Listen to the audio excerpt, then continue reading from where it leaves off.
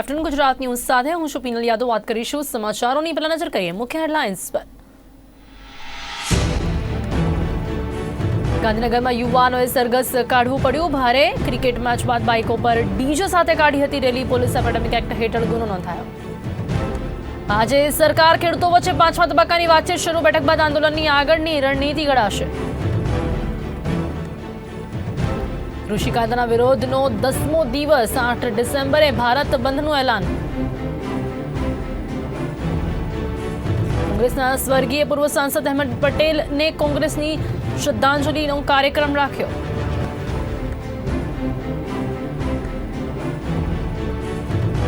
હળવદમાં અમદાવાદથી કચ્છ જઈ રહેલી એમ્બ્યુલન્સનો અકસ્માત, એક જ પરિવારના 3 સભ્યોના મોત।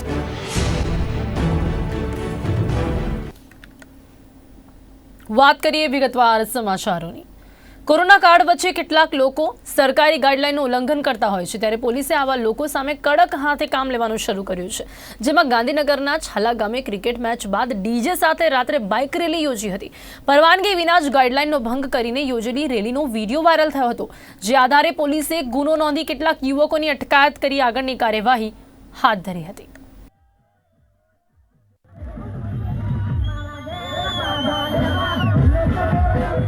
નો ગિયોડ ગામનો વિડીયો છે। ક્રિકેટ મેચ પછી આ લોકોએ વગર પરવાનગીએ ડીજે મ્યુઝિક સિસ્ટમ વગાડેલી અને મોટરસાઇકલની રેલી કાઢવામાં આવે। આ અંગે ચિલોડા પોલીસ સ્ટેશનમાં ગુનો પણ દાખલ કરવામાં આવેલ છે। ગઈકાલે પણ ચિલોડા પોલીસ સ્ટેશન તરફથી એમને માલુમ પડતા ત્યાં ગયેલા, ત્યારે આ લોકો ભાગી ગયેલા, ત્યારે કોઈ હતા નહીં।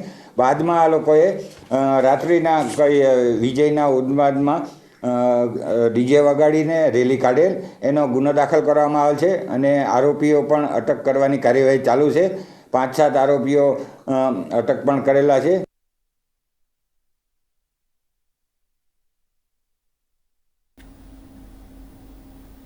દુષ્કર્મ કેસમાં છેલ્લા 7 વર્ષથી જેલમાં રહેલા નારાયણ સાંઈને આખરે વચગાળાના જામીન મળ્યા છે। જામીન મળતા આજે તેઓ સુરતની લાજપોર જેલમાંથી બહાર આવ્યા હતા। તેમની વયોવૃદ્ધ માતાની તબિયત સારી ન હોવાથી હાઈકોર્ટે તેમને 14 દિવસના વચગાળાના જામીન મંજૂર કર્યા છે, ત્યારે આજે સુરતની લાજપોર જેલમાંથી પોલીસ જાપ્તા વચ્ચે તેમને અમદાવાદ લાવવા તજવીજ હાથ ધરાઈ હતી। જેલમાંથી નીકળતી વખતે નારાયણ સાંઈએ પત્રકારો સાથેની વાતચીતમાં ભક્તોને શાંતિ રાખવા તેમજ વધુ ભીડ ન કરવા અપીલ કરી હતી।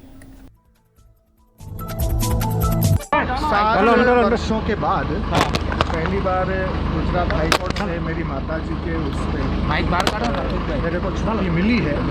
हम सभी से आग्रह करते हैं कि भीड़ भाड़ न करें और सोशल डिस्टेंस का पालन करें, कोविड-19 के गाइडलाइन का पालन करें और भीड़ भाड़ न करें। और मैं नामदार हाई कोर्ट का सम्मान करता हूँ। गुजरात सरकार का धन्यवाद करता हूँ।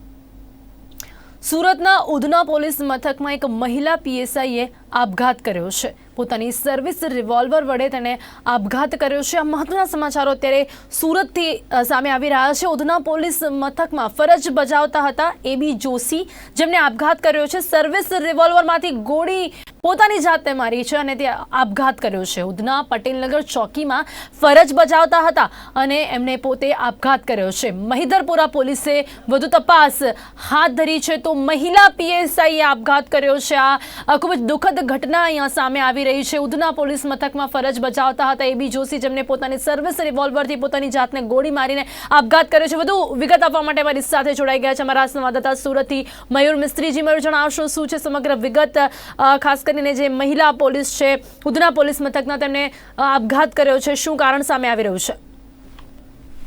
જી બિલકુલ થી વાત કરવામાં આવે તો સુરતના ઉધના પોલીસ મથકમાં ફરજ બજાવતા મહિલા પોલીસ પીએસઆઈ જે અનિતા જોશી છે, તેમને અગમ્ય કારણોસર પોતાના ઘરે જ આપઘાત કરી લીધું છે। ઉધના પોલીસ મથકમાં છેલ્લા 2 વર્ષથી પીએસઆઈ તરીકે ફરજ બજાવતા હતો, પરંતુ પોતાની સર્વિસ રિવોલ્વર માટે ગોળી મારી અને આપઘાત કર્યું હોવાનું સામે આવ્યું છે. હાલ તો મૈદરપુરા પોલીસ સહિત ઉચ્ચ અધિકારીઓ ઘટના સ્થળે પહોંચીને તપાસનો ધમધમાટ શરૂ કર્યો છે. પરંતુ જેવી રીતે આપઘાત કરવામાં આવ્યો છે, પોતાને રિવોલ્વરથી આપઘાત કરવામાં આવ્યું છે, તેને લઈ અનેક તર્ક વિતર્કો પણ ઉભા થઈ રહ્યા છે. પરંતુ મહત્વની વાત એ છે કે જે અનિતા જોશી નામના જે પીએસઆઈ છે તેમના આપઘાતને લઈને સુરતના પોલીસ બેડામાં પણ ફફડાટ ફેલાયો છે. છેલ્લા 2.5 વર્ષથી સુરત શહેરમાં મહિલા પીએસઆઈ તરીકે ફરજ બજાવતા હતા અને હિંમતમાં હાલ પીએસઆઈ તરીકે ફરજ બજાવતા હતા. પરંતુ કયા કારણોસર પોતાની ઘરે જે ફાલસા મૈદરપુરાના હદ વિસ્તારમાં જે ફાલસાવાડી જે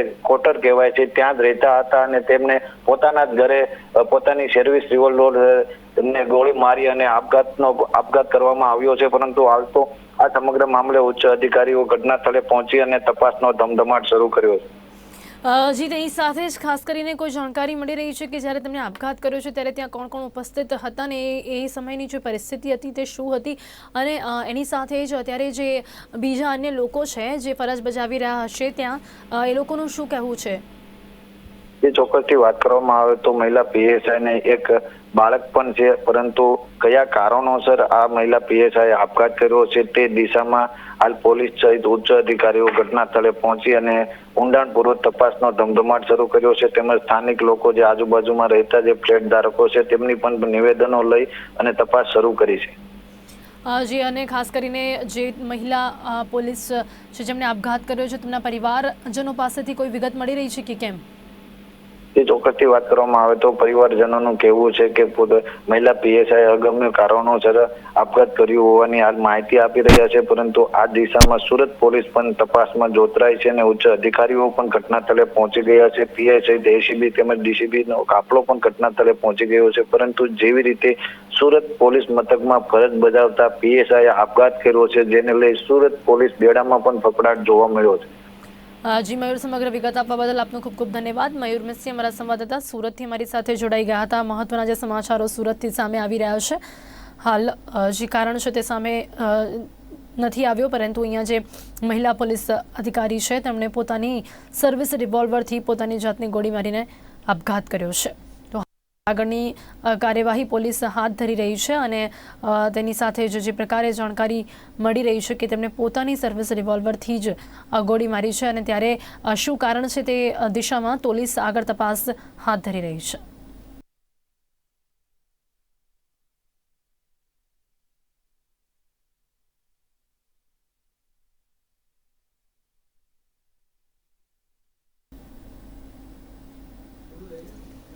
એક બાજુ કોરોનાની સેકન્ડ વેવ શરૂ થઈ છે. રાજ્ય સરકાર સતત ચિંતિત છે. રોજ આવતા કેસોથી ચિંતા વધી રહી છે. ત્યારે આણંદમાં માધવ ટ્યુશન ક્લાસે કોવિડ ગાઈડલાઈનનો ભંગ કર્યો છે અને વધુ ટ્યુશન ક્લાસમાં 20થી વધુ છોકરાઓને ક્લાસીસ માટે બોલાવ્યા છે, જેમાં તમામ વિદ્યાર્થીઓ માસ્ક વિના જોવા મળ્યા હતા.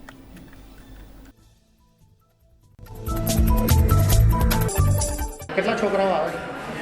અત્યારે 15-20 જણ. અત્યારે કોરોનાની 15-20 કરતા તો વધારે દેખાય છે. અત્યારે ખાલી 2 દિવસથી અમે અત્યારે બધું ઓનલાઈન ચાલતું હોય છે અમારું, પણ આ જે કોઈને ક્વેરી હોય 2 દિવસ અમે ક્લાસ પર બોલાવ્યા. અત્યારે કોરોનાની મહામારી ચાલી રહી છે, સોશિયલ ડિસ્ટન્સિંગ કશે દેખાતું નથી, માસ્ક પહેરેલા છે, તો અહીંયા કોરોના આ લોકોને આવશે તો એની જવાબદારી કોની રહેશે? જવાબદારી બધું અત્યારે જ આવી રહ્યા છે બધા હજુ, બરાબર. હજુ તો ક્લાસમાં બેસ્યા પછી બધા અલગ અલગ જ હોય. તમે શિક્ષણ ખાતામાંથી આરોગ્યમાંથી પરમિશન લીધેલી છે? હજુ 2 દિવસથી સાહેબ ચાલુ થયું. પણ પરમિશન લીધી છે 2 દિવસથી ચાલુ કરવામાં પણ? સ્ટુડન્ટના જે પેરેન્ટ્સ છે એમને પણ કોઈ પરમિશન છે કે? પરમિશન એ લોકોને બધાને વાત કરી છે ને એ લોકોની પરવાનગીથી જ અમે બોલાવીએ. આ છોકરાઓને કોરોના પોઝિટિવ આવશે તેની જવાબદારી કોની રહેશે? આ છોકરાઓ જે ટ્યુશન ક્લાસમાં તમે બોલાવો છો એમને જો કોરોના પોઝિટિવ આવશે તેની જવાબદારી કોની રહેશે? જવાબદારી તો હજુ સર કોઈ પ્રશ્ન થયો નથી એટલા માટે કહી શું શકીએ.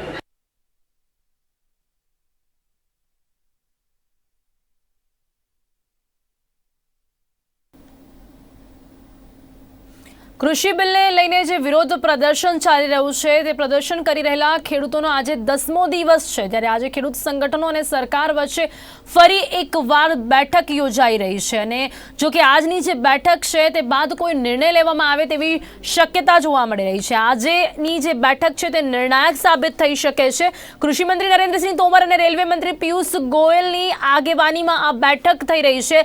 આજની બેઠક બાદ કોઈ નિર્ણય થવાની શક્યતા છે. કૃષિ કાયદાના કોરોના વિરોધનો આજે 10મો દિવસ છે ને આજે 10મા દિવસ પછી ખેડૂત સંગઠનો અને સરકાર વચ્ચે આ બેઠક યોજાઈ રહી છે, જે બેઠકની શરૂઆત થઈ ચૂકી છે.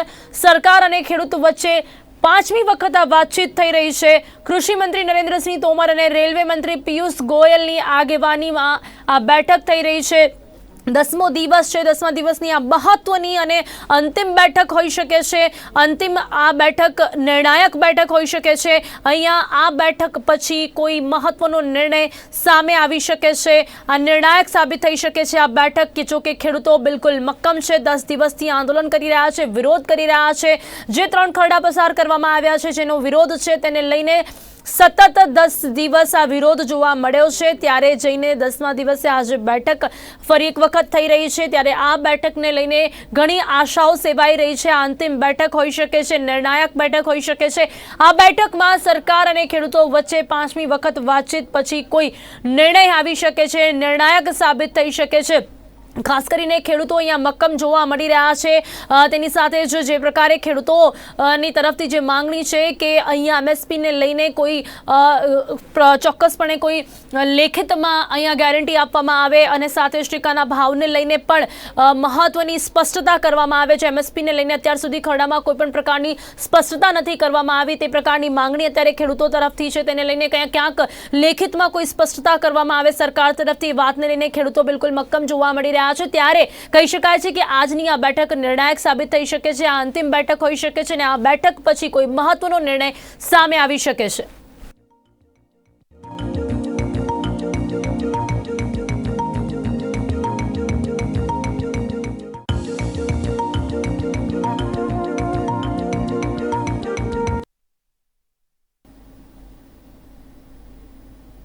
તો કોરોના વેક્સિન વિતરણ માટે રાજકોટ મનપાએ તૈયારીઓ પૂર્ણ કરી છે. રસી આવતાની સાથે કયા વર્ગને અને કયા લોકોને અગ્રતામાં રસી આપવી, આ તમામ બાબતોને લઈને આરોગ્ય વિભાગે એક્શન પ્લાન તૈયાર કરીને સરકાર સમક્ષ રજૂ કરી દીધો છે.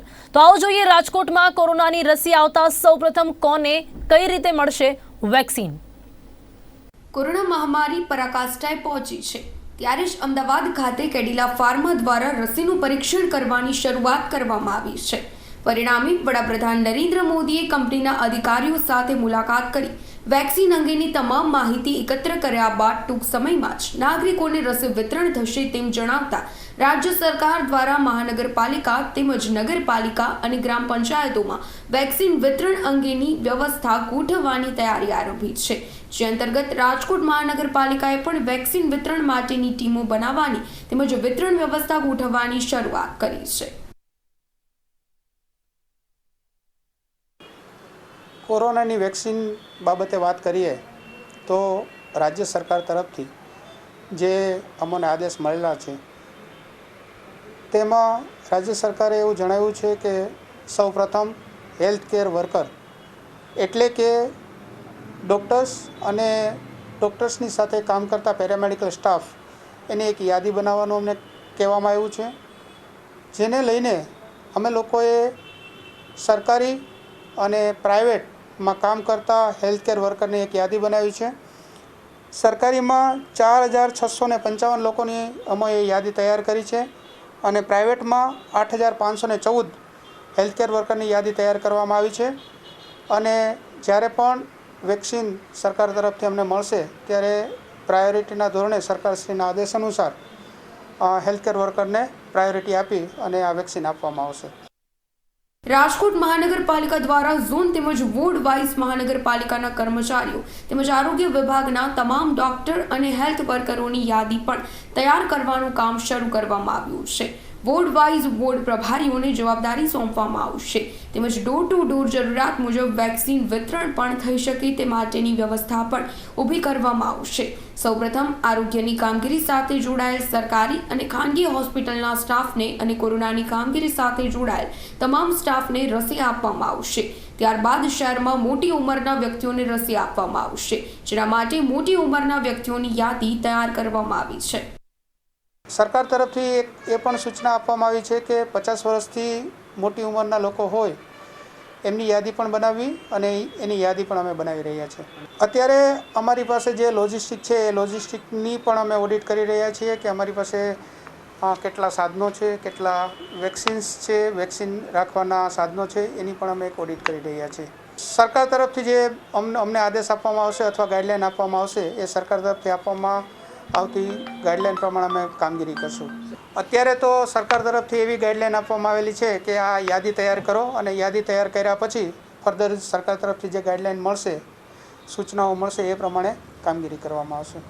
મહાનગરપાલિકાએ વેક્સિન વિતરણ વ્યવસ્થાની તૈયારી શરૂ કરી છે, જે અંતર્ગત શહેરની 50 બેડવાળી 12 હોસ્પિટલ તેમજ 3 થી 30 બેડવાળી 150 હોસ્પિટલ તથા 3100 જનરલ ટેકનિશિયન્સ અને 1800 ઇન્ડિયન મેડિકલ એસોસિએશનના ડોક્ટર્સ અને આયુર્વેદ હોમિયોપેથીના 3500 ડોક્ટર અને મનપાના આરોગ્ય વિભાગ અને અન્ય સ્ટાફ સહિત અંદાજે 9430 હેલ્થ વિભાગ સાથે જોડાયેલા લોકોને પ્રથમ વેક્સિન આપવામાં આવશે. કેમેરામેન કિશોર વાડોલિયા સાથે સુજય ઠુમર, રાજકોટ. રાજકોટ મહાનગરપાલિકાના આરોગ્ય વિભાગે અને ફૂડ વિભાગે શહેરની કોવિડ અને નોન કોવિડ હોસ્પિટલમાં નિયમોનું પાલન થાય છે કે નહીં તે અંગે તપાસ હાથ ધરી છે. ફૂડ વિભાગના ફૂડ ઇન્સ્પેક્ટરની આગેવાનીમાં કુલ 4 ટીમો તૈયાર કરવામાં આવી છે. આ ટીમો હોસ્પિટલમાં સોશિયલ ડિસ્ટન્સનું પાલન, સરકારના ફૂડ અંગેના નિયમોનું પાલન, આરોગ્યપ્રદ ભોજન, હોસ્પિટલમાં સ્વચ્છતા સહિતની બાબતોની તપાસ હાથ ધરવામાં આવી રહી છે. જે કોઈ હોસ્પિટલમાં નિયમોનો ભંગ થતો જોવા મળે છે તેવી હોસ્પિટલને નોટિસ ફટકારવામાં આવે છે. જો સૂચના મુજબની જરૂરી વ્યવસ્થાઓના નિર્માણ ન કરી શકાય હોય તો હોસ્પિટલની કેન્ટીન સીલ કરવા સુધીના પગલાં લેવામાં આવશે. મહાનગરપાલિકાના વોર્ડ નંબર 4, 7, 8, 9, 10, 13, 14, 15, 16 ખાસ જે આ ડેન્સ વોર્ડ છે એની અંદર જે ફૂડની રેસ્ટોરન્ટ્સ અને નાની મોટી દુકાનો છે અથવા લારીઓ છે, ત્યાં જે લોકો જમવા માટે આવે છે, નાસ્તો કરવા માટે આવે છે, તેવા લોકો સોશિયલ ડિસ્ટન્સિંગ મેન્ટેન કરે છે કે નહીં, માસ્ક પહેરે છે કે નહીં, સેનિટાઈઝરનો ઉપયોગ થાય છે કે નહીં, મહાનગરપાલિકા દ્વારા આપવામાં આવેલી SOP પ્રમાણે ત્યાં કામગીરી થાય છે કે નહીં, 50% કેપેસિટી સાથે ત્યાં કામ કરવામાં આવે છે કે નહીં, આની તપાસ કરવા માટે થઈને ફૂડની 4 ટીમો બનાવવામાં આવેલ છે અને આ ટીમો દ્વારા ચેકિંગ કાર્યવાહી ચાલુ કરેલ છે.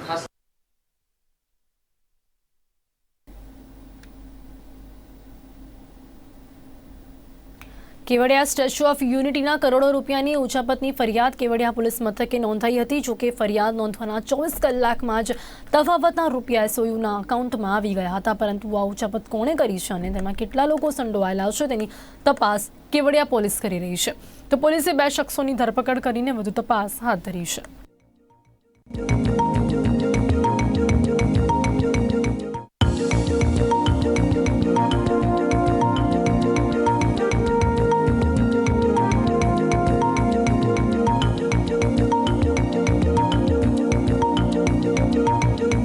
જેટલી પણ એજન્સીઝ ઇન્વોલ્વ છે તેમના વિવિધ કર્મચારીઓની પૂછપરછ હાલમાં ચાલુ છે અને એ સાથે આ એજન્સીના જેટલા પણ ડોક્યુમેન્ટરી એવિડન્સીસ છે છેલ્લા 1.5 વર્ષના એ તમામ એવિડન્સીસ અમે તેનો અભ્યાસ કરી રહ્યા છીએ અને એના આધારે મુખ્ય આરોપી કોણ છે, કોણ સૂત્રધાર છે, એ તમામ વિશે જાણકારી મેળવવાનો અત્યારે અમારો પ્રયાસ ચાલુ છે.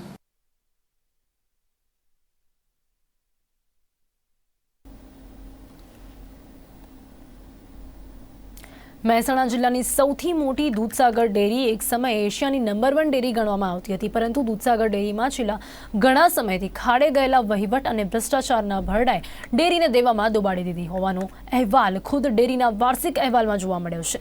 20થી વધુ બેંકો અને મંડળીઓ સહિતના દેવા સાથે મહેસાણા દૂધસાગર ડેરી 2117 કરોડના દેવામાં હોવાનું પૂર્વ ડાયરેક્ટર કરી રહ્યા છે. આ મહેસાણા દૂધસાગર ડેરી હાલમાં દેવામાં ડૂબી હોવાનો પૂર્વ ડાયરેક્ટરે ઘટસ્ફોટ કર્યો છે. દૂધસાગર ડેરી છેલ્લા ઘણા સમયથી ખાંડ ખરીદી, મોલાસીસ ખરીદી અને હમણાં ઘીમાં ભેળસેળ કૌભાંડમાં બદનામ જોવા મળી રહી છે. મહેસાણા દૂધસાગર ડેરીનું નિયામક મંડળ હાલમાં બરખાસ્ત થઈ ચૂક્યું છે અને રાજ્ય સરકાર દ્વારા વહીવટદાર હસ્તક ડેરીનો વહીવટ ચાલી રહ્યો છે. પરંતુ હવે ટૂંક જ સમયમાં મહેસાણા દૂધસાગર ડેરી નિયામક મંડળની ચૂંટણીના પડઘમ વાગતા ચૂંટણીનો સળવળાટ શરૂ થયો છે. જોકે ચૂંટણીના સળવળાટ અગાઉથી જ મહેસાણા દૂધસાગર ડેરી છેલ્લા ઘણા સમયથી ખાંડ ખરીદી, મોલાસીસ ખરીદી અને છેલ્લે હમણાં ઘીમાં ભેળસેળ કૌભાંડમાં બદનામ થઈ ચૂકી છે. દૂધસાગર ડેરીના સંચાલકોની મિલીમુરાદના કારણે જ સફેદ દૂધનો વેપાર કરતી દૂધસાગર ડેરીને કાળો દાગ લાગી ગયો છે. તો વળી બીજી તરફ ગુજરાતભરમાં પશુપાલકોને સૌથી ઓછો ભાવ મહેસાણા દૂધસાગર ડેરી ચૂકવતી હોવાનો દાવો કરાયો છે. ગુજરાતની બધી ડેરીની વાત કરું તો ગુજરાતના બધા જ સંઘોમાં આપણે આજે લગભગ છેલ્લા નંબરે ભાવ ચૂકવવામાં છીએ.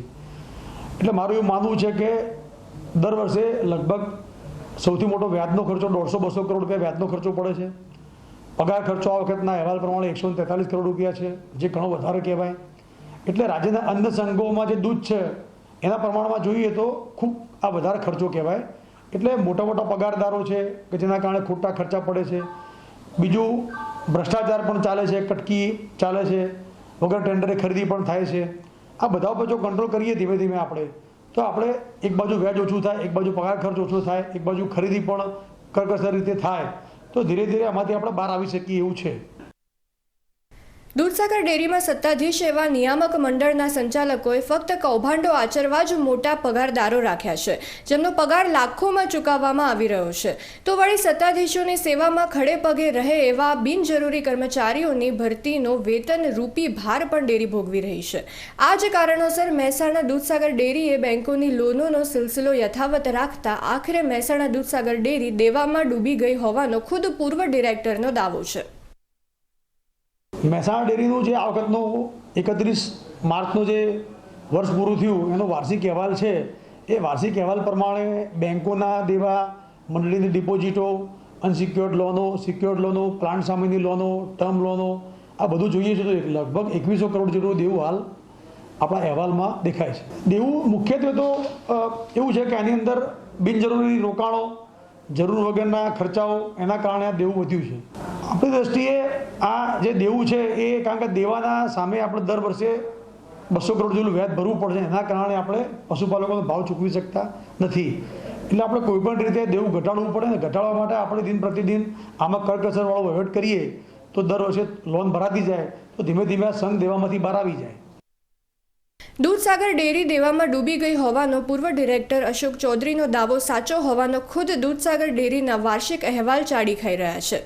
20થી વધુ બેંકો, મંડળીઓ સહિતના દેવાની વાત કરવામાં આવે તો દૂધસાગર ડેરી હાલમાં 2117 કરોડના દેવામાં ડૂબેલી છે. 6 લાખથી વધુ પશુપાલકો, 2000થી વધુ કર્મચારીઓ અને ડેરી સાથે સીધા કે આડકતરી રીતે જોડાયેલા નાના મોટા કર્મચારીઓ અને વેપારીઓને આ દૂધસાગર ડેરી રોજી રોટી આપી રહી છે. દેવામાં ડૂબેલી દૂધસાગર ડેરીનો વહીવટ યોગ્ય રીતે થાય એ હવે અત્યંત જરૂરી બની ગયું છે. મયુર રાવલ, મહેસાણા. તો આ હતા ત્યાર સુધીના સમાચાર. વધુ સમાચારો માટે જોતા રહો ગુજરાત ન્યૂઝ, સત્યની સાથે.